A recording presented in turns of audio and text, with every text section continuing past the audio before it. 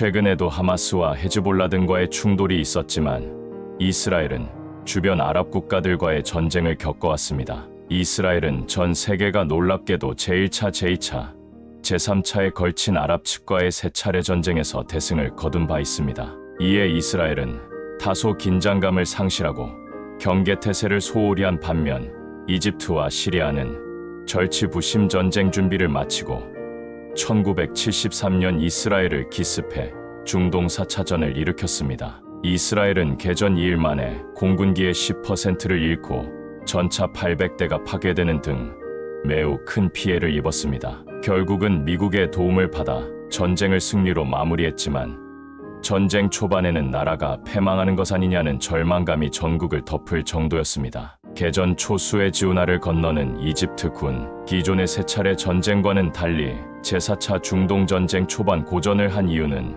정보 분석 미스 등의 이유도 있었지만 가장 큰 이유는 전쟁이 발발한 1973년 10월 6일이 바로 이스라엘 최대 명절인 대속죄일이었습니다. 이스라엘 전체가 대규모 휴가에 들어가고 많은 군인들이 휴가를 떠나 경계에 큰 틈이 생겼던 것입니다. 이 제4차 중동 전쟁의 또 다른 이름이 바로 속죄일 전쟁입니다.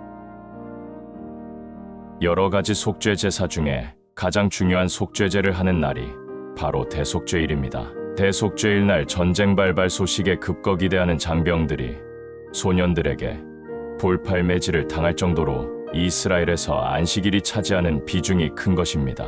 이 대속죄제는 다른 속죄제와는 달리 기일이 정해져 있으며 지금도 이스라엘의 국경일입니다. 전 세계의 유대인들이 명절로 지키고 있으며 이국 내 유대인 교수들이 많은 대학들은 이날 대개 휴강을 합니다. 아무튼 이날은 대제사장이 자신과 죄로 더럽혀진 성소와 성물들을 위해 그리고 이스라엘 온 백성을 위해 전국가적인 속죄를 드리는 날입니다. 대속죄일은 전 국민이 동시에 기념하는 날이며 율법이 명령하는 유일한 금식일입니다.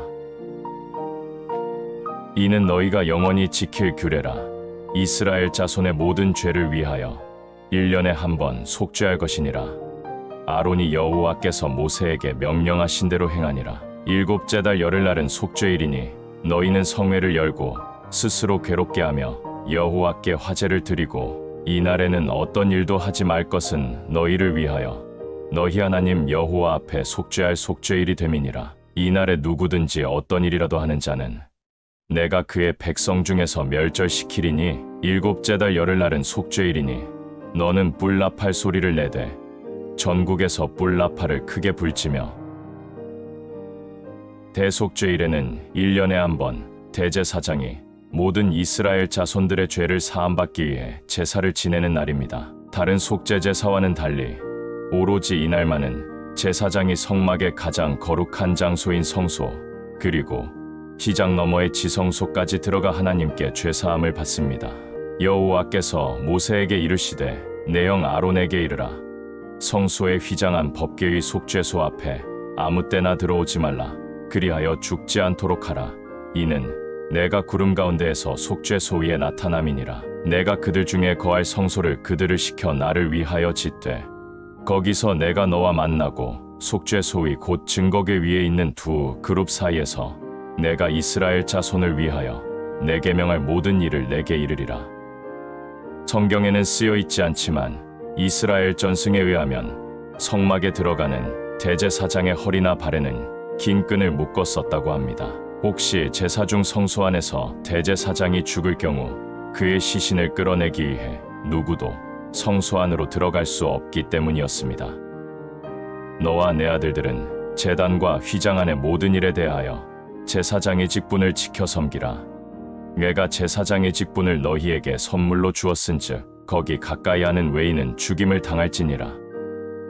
여기서 잠깐 제사장의 공식 복장인 에봇옷에 대해 알아봅시다. 너는 에봇 받침 겉옷을 전부 청색으로 하되 두 어깨 사이에 머리 들어갈 구멍을 내고 그 주위에 갑옷깃같이 깃을 짜서 찢어지지 않게 하고 그 옷 가장자리로 돌아가며 청색 자색 홍색 실로 석류를 쑤 놓고 금방울을 간격을 두어 달되 그 옷 가장자리로 돌아가며 한 금방울, 한 석류, 한 금방울, 한 석류가 있게 하라. 아론이 입고 여호와를 섬기러 성소에 들어갈 때와 성소에서 나올 때에 그 소리가 들릴 것이라. 그리하면 그가 죽지 아니하리라.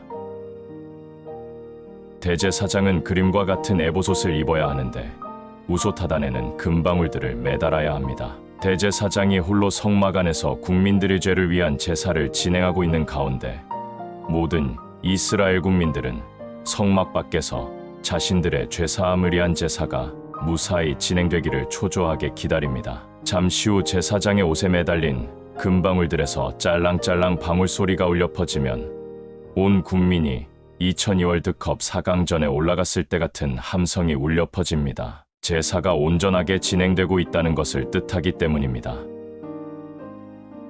대속죄일 얘기를 계속해 보겠습니다.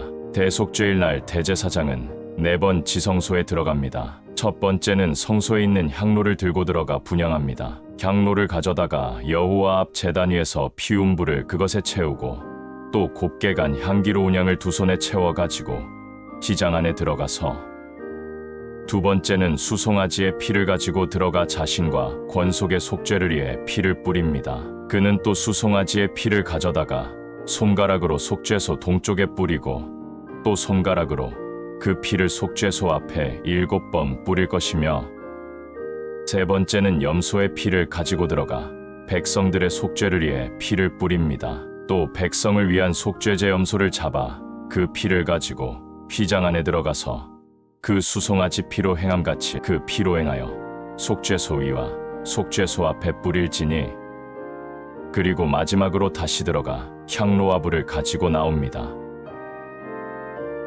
대제사장은 이날 이스라엘 온 회중의 죄를 사함받기 위해 성막의 가장 안쪽에 위치한 하나님이 거하시는 지극히 성스러운 장소, 즉 지성소에 출입하다가 여차하면 생명을 잃을 수도 있기에 하나님의 말씀을 틀림없이 준수해야 합니다. 다음 편에서는 지성소에 대한 공부를 좀 더 해보겠습니다.